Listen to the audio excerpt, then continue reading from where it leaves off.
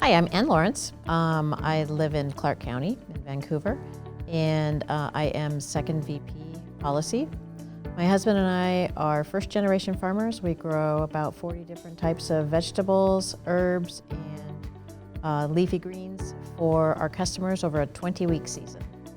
Farm Bureau is important to farm and ranch families because in many cases we are the only organization that stands between regulations and things that would harm farmers and the farmers themselves.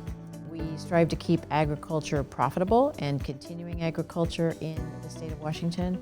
And since we're run by our own selves, we're grassroots, the folks who have the problems help solve the problems. When I first became acquainted with Farm Bureau and started participating in leadership activities, I felt like I'd found my people. I have never felt so welcomed into an organization.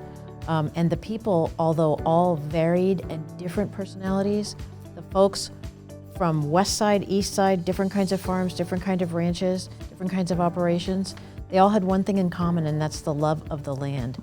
When I started to get deeper into my involvement, I realized that in order to be a farmer, you have to fight every single day to keep what you've earned and to keep government regulations from destroying what you've done. And so that is why I think it's important to be involved in leadership. In the last 100 years, I think without Farm Bureau, there would be so many legislative problems that I'm not even sure some people would be farming anymore. There are many generation farm families in Washington that I'm not sure could have survived. Just the impact of just letting legislators know what people need. Just that communication itself is important. Technology, communication, even travel is going to be very different coming up 100 years from now, but even going up into that point, we're starting to have lots of changes that way.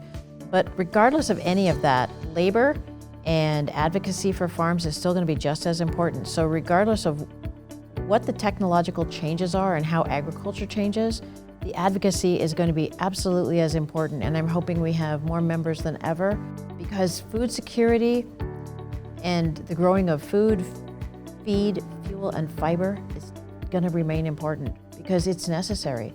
So all of that is going to stay the same regardless of the other changes.